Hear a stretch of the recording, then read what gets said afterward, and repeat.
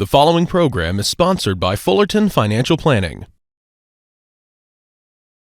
Welcome to the Fullerton Financial Show with the founders of Fullerton Financial Planning, Stephanie and Steve Fullerton, a program designed to empower you to live financially confident in retirement. From income planning and wealth management to healthcare, defending against taxes, and leaving a legacy. Stephanie and Steve share the strategies and insights you need to help achieve retirement success. This is the Fullerton Financial Show. Well, there's just no way around it. More people seem to be retiring than ever these days. And while it's great to see those around us reach their well-deserved golden years, it does come with some major concerns, including a massive strain on our retirement system. Thanks for joining us today on the Fullerton Financial Show. I'm Tara Hitchcock here with Steve and Stephanie Fullerton, the founders of Fullerton Financial Planning. And first of all, it's great to be with you. You guys look fantastic. Well, same to you. I figured I'd blend in with your decor. I like it. I like it. Yes. It's interesting. More people are retiring, but is that concerning? Well, it actually should be because the baby boomers were from 1946 to 1964. So there's really that tsunami of retirement occurring right now. I think it was like 11,200 people a day. Wow. Are retiring, over 4.1 on an average million, 4.1 million average Americans retiring every day. And I think for me, one of the biggest concerns is a lot of them are retiring without a plan. People come in, like, I've said before, they spend more time planning that vacation than they do for retirement. And they come in and they say, I retired yesterday, or I'm retiring tomorrow, make this last. Right. Now, all of a sudden, we're having to be reactive and not proactive. Let's talk about Social Security, because that's such a fundamental part of a lot of people's retirement plan. But when you have more people taking their distributions, what kind of strain does that put on the system? Mm-hmm. It's huge. If you think about it, when it was created, I want you to think about this. It was created, you had to be 65 to take it. Do you know what the average mortality table was? At the time, probably not that much higher. Yeah, like 66. Yeah. So the government basically was creating a plan that... for a year or two. Yeah, for a year or two. Wow. Now you can take it as early as 62, and mortality tables have us into our mid-80s, even to early 90s. So depending on Social Security in itself is not enough. They used to build retirement plans. We called it the three-legged stool. Pension.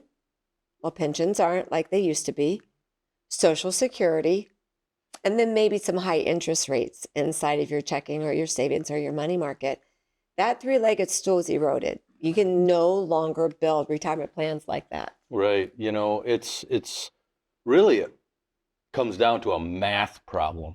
If you take all the emotions out of it, if you got more people retiring now and going into Social Security and government programs, you got more people taking out than putting in, which is kind of the situation that's occurring. That can be a real problem. And so it's something that we need to pay attention to. And again, I know I don't want to live just on Social Security. That would not be a fun retirement. And we see people that is in fact the case. But what we want to do is look at everything, including different streams of income, even with the baby boomers and all of what that entails, to build out an appropriate retirement plan, because retirement without significant or sufficient income is not going to be a fun retirement. Well, it's interesting. I know you all have talked about when is the right time to start taking out your Social Security, or do you stay working as long as you can? Is timing a huge factor? It is a big, important factor. That's why when you come in and sit down with us, what we're going to do is customize when you should take your Social Security, because everybody is different in how and when they should take it. One crazy little fact, if I wait to 70, we all know across the board that that's when we can maximize the monthly intake on Social Security. But versus if I took it at 66, 67, I have to live past 90 if I waited to 70. Well, statistically, are you going to live past 90? Right.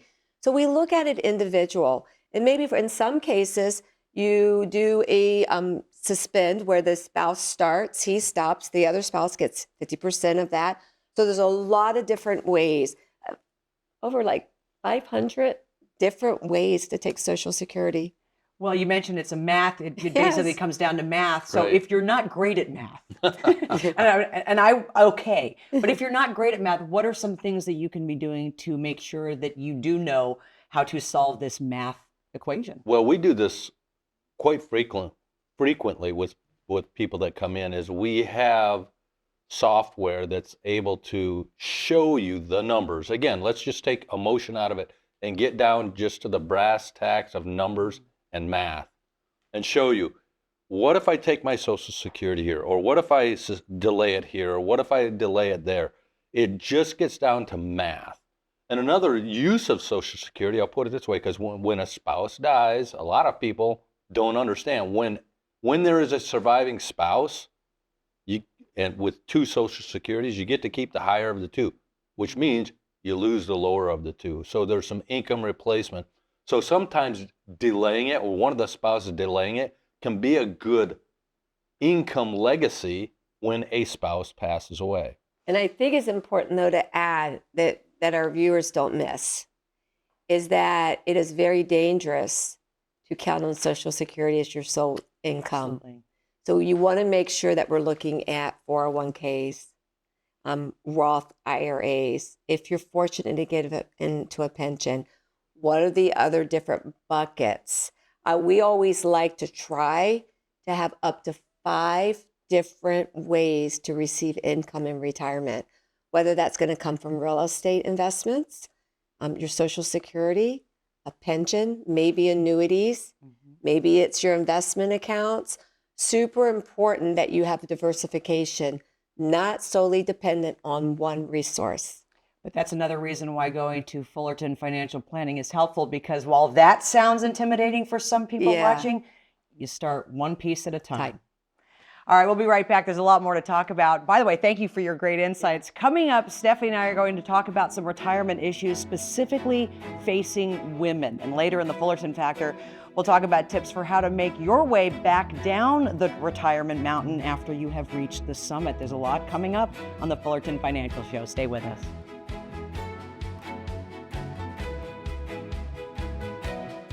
When it comes to taxes, you want to pay more or less? I'll bet you're like me, you'd rather pay less in taxes. How can you do that? When you use certain strategies, you can take more control over your taxes. When you pay taxes on the contributions of your retirement account, that's like taxing the seed. But if you wait and pay taxes when you're taking it out, it's like paying on the harvest. Contact our team today to talk about strategies that can help you pay taxes on the seed, not the harvest. We'll see you soon.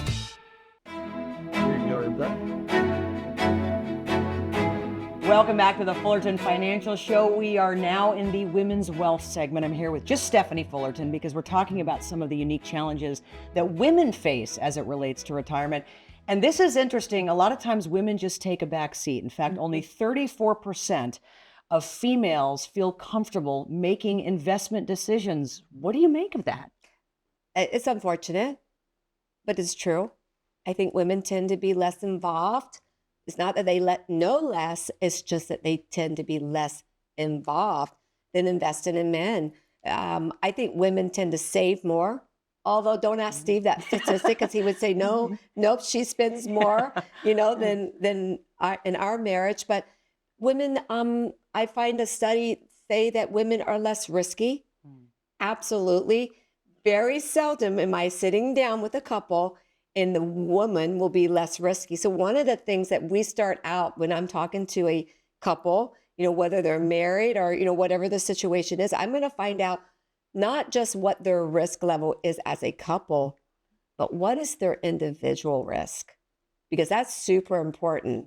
You start, watch these markets have an adjustment or go down. Right. And you get that woman upset with you, she'll fire you in a heartbeat if she thinks that you're losing your money. So yeah, women are, 1 in 10 women globally feel that they don't fully understand investing and what it means. It's interesting. I can speak for myself. I probably fall in that camp. I haven't, my husband manages most of the issues, most of the investing. part of that stems from my mom never did it. I never saw my mother do it either. Yeah, no, that's, years ago when you and I were younger, I'm a little bit older than you, but even then, I mean, you think about our family and our parents, you just didn't hear them talk about it. We didn't sit around the dining room table or the kitchen table listening to, How's our portfolio doing? How's our portfolio doing? I mean, you just didn't talk about finances. 28% of women surveyed said that they feel confident when it comes to investing their money. 28%. I think the number's going up. Yes, I think it's going up, but you're right. 28% is not much. I was going to ask you about that though, because I feel like there might be a little bit of a shift. Do you agree? And why do you think that is? I think what we're seeing as far as the shift is that women are becoming more empowered. I think they're becoming more confident in asking the questions that maybe they were taught that they weren't allowed to ask, or being made fun of if they didn't understand it. So we had a fear of, well, what if we ask the wrong question? Or what if we look silly? We want to walk in the room and feel confident when we're out there talking. I remember 20 years ago, a little over 20 years ago, coming into this business, Tara, walking into a room, let's say there were 100 men, there probably was 2 of us. Wow. Now you walk into the same room, 100 men, you're going to find 30, maybe even a little bit higher of women that now are fully talking about investing. I think Susie Orman is one of those pioneer women that paved the way for us to get out and educate and learn, read books. There's so many great podcasts now that you can listen to. I hold workshops for women only, to come and be educated. That's great. To know what to know about their finances. You mentioned questions. You mentioned the questions that maybe we're afraid to ask, the questions that maybe will make us look not as intelligent as we would like to be. What are some of those questions? What are the questions that we should be asking? Oh, I think it's very important to ask, just about risk. If you look at that study where it said 48% of women are concerned about risk, so that's really important, and they tend not to be as risky. Understand your risk. What I don't want to see happen, and I have seen it happen, is women, they lose their spouse. Because remember, typically we will outlive our husbands. It's not a for sure thing, but statistically, and their financial advisor, their spouse, they lose their spouse. They don't even have those conversations with them. They don't even know what's going on in their portfolio. And they open it up one day and maybe they've lost 20 or 30%, and that's devastating. Because what it takes to get it back, do you know, if your portfolio, Tara, if it dropped 20%, do you know how much it has to grow next year just to get even? I'm afraid to ask. Yeah, double it. Really? 40%. Wow. Just to get even. So you want to understand the risk that you're taking. Understand the investments. What does it mean to own a stock, or what does it mean to have a bond? Should you be inside of annuities? Should you have CDs? Ask the questions. Don't be afraid to ask them. Yeah. It's a win-win because you'll learn something, you'll feel more empowered, and your confidence. And it doesn't mean that you have to take over. Right. If your husband is still living and you're still married and still thriving and all of that, it doesn't mean that you want to take over. It doesn't mean that you're asking to take over. What it means that should something happen, I'm prepared. You're prepared, and you're not a stranger to that advisor.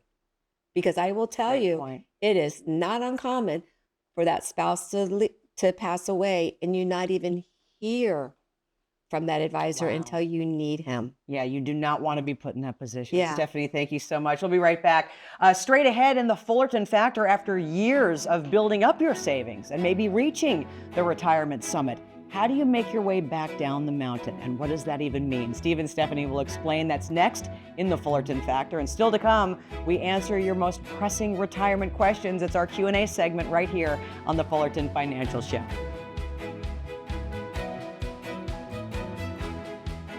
When you address your financial concerns, it can lead to greater confidence about your future. At Fullerton Financial Planning, our workshops focus on common issues that people preparing for and in retirement face. Issues like income needs, medical expenses, and legacy planning. Many of the treasured relationships that we've built started with a visit to one of our workshops. Call or visit fullertonfp.com for a complete list of upcoming events and to register.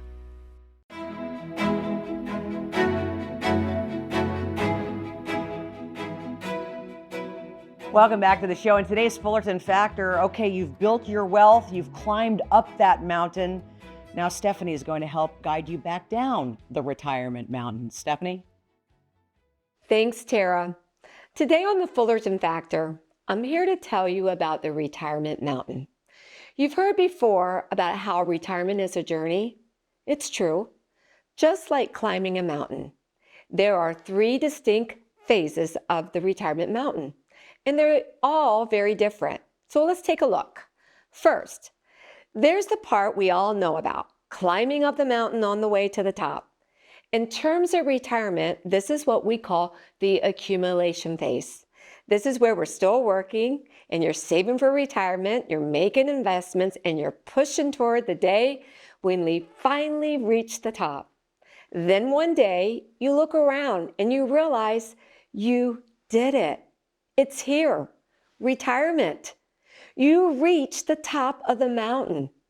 Whether it's because you've reached the age you were waiting for, or you've hit the savings goal that you had set for yourself.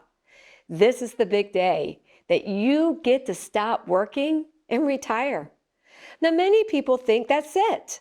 They think, I've retired, and now you just have to stay retired, and there's nothing else to do. That couldn't be further from the truth. There's still one more big challenge left to face. You have to get back down the mountain. And this is what we call the distribution phase of retirement planning. You're no longer saving for retirement. Now you're spending the money you saved from day-to-day life and retirement. And it's a whole different approach to financial planning. What got you up the mountain will not get you down. Plus, you have other financial considerations that you didn't have before, including decisions about healthcare costs, tax efficiencies, how are you going to withdraw that money, your legacy plan, and so much more. It mirrors an unfortunate reality in real life mountain climbing. More people are injured on the way down from the top of the mountain than on the way up. In part, this is because they feel like they've already accomplished the goal, and they don't have to worry about being sure-footed anymore. When it comes to your retirement plan, that process of coming back down the mountain is so crucial. After you made it to the top, you don't want a problem on the way down to derail your retirement plan. These 3 phases of retirement planning are a big part of our approach when we work with clients at our firm. If you've been planning for retirement and your focus has been only on the climb toward the day that you get to retire, then it might be time to reach out to our team that helps you understand how to help you get back down safely. And that's this week's Fullerton Factor. So Tara, back to you. All right, thank you, Stephanie. Coming up next, if you have a question about retirement, don't go anywhere. Steve and Stephanie can help with the answers. That's our Q&A segment. Quite frankly, one of my favorite parts of the show. The Fullerton Financial Show continues right after this. Don't you love a good deal? If you're like me, you love finding things on sale. I want to tell you about a special sale you don't want to miss. Believe it or not, taxes are on sale. They're lower than they've been in decades, but just like back to school sale or Black Friday special, lower taxes are only here until 2026. Contact my team now to learn ways to take advantage of this tax sale while there's still time.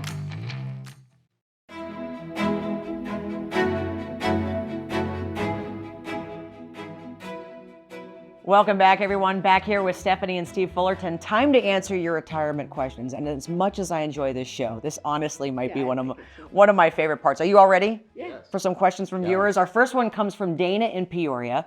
Dana has a 401k with just under $1 million. Way to go, Dana. Do I need to wait to retire until I hit the million mark? Or can I do it now? That's her question. I love that question. You know why? Because Dana probably has listened to the same shows that I have that say, until you hit this mark, you Right. can't do this. And although those are great benchmarks, everyone's individual. You know, for us to say, yes, you have enough, or no, Dana, you can't, that would be just so wrong. Dana needs to sit down and find out what it is that she's going to do in retirement. Does she want to travel? Yeah. How is she going to spend money? You know, is she going to go hunting? Is she going to go shopping? What is it? Does she want the house in the mountain? Like, what are your spending habits? So coming in and sitting down will give Dana not only an idea, it'll give her the goals that she needs to work towards. I'll tell you this, there is not a magic number. Mm-mm. And it's all individual. There is no two people, no two retirements, no two situations that are the same. So one of the favorite parts about what we do is, like Dana, she's wondering, is this number, can I do it at that time? I love to be able to sit down with people when they show us their information, goals, needs, expenses, things like that, and to be able to show them, you don't have to wait until that. Right. If you really wanted to, you could do it now.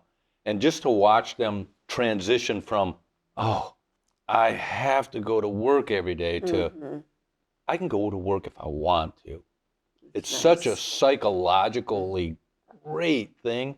It's one of the favorite things that we do. Well, it's interesting. When I first met you, we talked about what that was like for you to retire and the transition that you had to go through, and what kind of challenge it posed for the two of you being married. Because it Yeah. is a transition. It is a is. transition. We literally, like, we would be just walking around the house, and maybe I was going to go get my nails done, or I go to get the groceries, and he'd be like, well, what are you doing? I'm like, going to get groceries, Right. or I'm going to go get my nails. Like, I thought you just got your nails done. Like, it is. Stay in your Yeah. lane, Yeah, Steve. yes, exactly. I try to stay in my lane, but really, Oh, I think here he goes. I think Next question. I think what we Next need to question. explain is I retired from law enforcement, Yes, of course. because people may not know Well, that. that's true. I retired point. after over 20 years in law enforcement, and I that's worked true. a lot. Yeah. And as you can tell, I missed a lot of beauty sleep. But and I was one of the fortunate ones with a pension. I'm also Yeah. going to say that. So as we sit down with people, it's not about a magic number.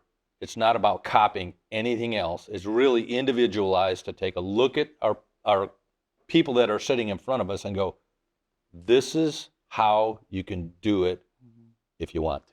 Well, what's great, we're talking investing, and I know both of you get very invested in your clients. And you can Yes. tell just by wanting to know more Yes. about what Dana's doing when Yes. she plans to step down, or maybe, call it a day without hitting that $1 million mark. All right, Exactly. I digress. Let's get to Vince in Vistancia. Vince says, my wife and I are both turning 65 next year. Should we both start taking Social Security at the same time, or should we consider staggering it? You kind of addressed this a little earlier. Yes. Go ahead. So I would say tune in to our show, because we have been talking about Social Security. Everybody's different in this. And it really is about, let's find out what it is that you have, who needs to take it when, do you start it, do you suspend it, does your spouse take half of it? So many choices. He just needs to call in and get a customized Social Security report, and let's take a look at it. But is there a wrong answer to that? Or again, it depends on. I think it really depends. I'm going to say, yeah, there is a wrong answer. You may choose the wrong one. Yeah, that's a good way to look at it. You need to Yes. have information, Yeah. and the information on top of the table to make the best decision. It's nice getting money, but if you can get more money that suits your situation better, that's a much better idea. All right. Well, we wish them both the best of luck. Paul from Phoenix has a question. Here's Paul's question. I've heard a lot about Roth conversions, but I think I might make too much money to have a Roth IRA unless I'm missing something. His question is, what are the rules? And is he missing something? Well, he may be missing something, because he mentions he makes too much money to contribute to a Roth, which could be true. There's a lot of rules in that, and you really need to consult with someone that understands the rules better. But he also talks about a Roth conversion. And we love Roth money and Roth conversions because you pay tax one time, which is no fun. But the fun part is you never pay taxes again. So if you've got a Roth IRA or a traditional IRA right now, you can convert that into a Roth. It doesn't matter how much money you make, you can convert it to a Roth. The unfortunate thing is you have to pay taxes on it. Right. Mm-hmm. But you pay it one time and one time only. And I don't know if you're what I am, and there's been a change in administration, so that plays into factors too. But I believe with our country being trillions of dollars in debt, in the future for sure, I believe taxes are going to go up. So it's kind of like, why not pay your taxes, swallow and take it, because you're never going to be taxed again, no matter what the tax rate goes to. So you can convert that, pay your tax one time, and then all of the gross is now never again tax money. I think where a lot of people get confused, I see this often, is they say, I want to do a Roth, but I don't work anymore. So I was told once I stop working, I can't have a Roth. They are right in the fact that they can't contribute to a Roth because you've got to work to contribute. Mm-hmm. But you can convert as much as you want whenever you want. You just have to remember brackets and rates. What's your bracket and what is your tax rate? So we fully believe in conversions are super important to the retirement plan. Think about it this way. Tara, if I asked you, when do you want to pay taxes? Do you want to pay taxes on the seed before you plant it? Or do you want to pay taxes on the harvest when you grow it? Yeah, seed for sure. Yeah, so there you go. Yes. Yeah. And then the last thing about Roth conversions, you can do it all if you want to. That may be a really big tax bill, or we can do it over a period of years. So we do that with a lot of our clients. That's great to know.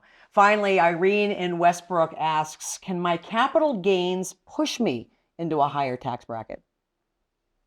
It actually can. So there's long-term and short-term capital gains. A short-term capital gain, that's if you own something for a year or less and you sell it, that's ordinary income tax.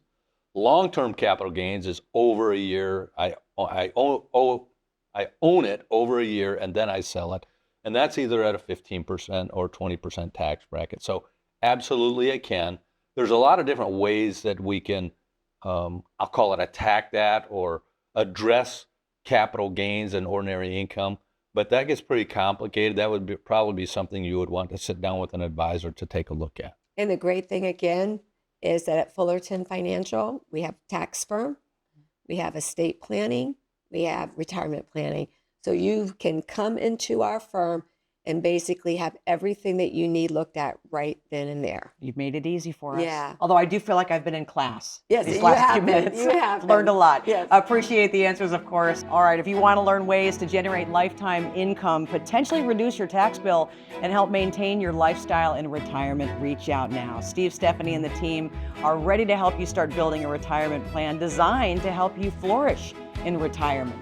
For Steve and Stephanie and the team at Fullerton Financial Planning, I'm Tara Hitchcock, and we look forward to seeing you on the next Fullerton Financial Show.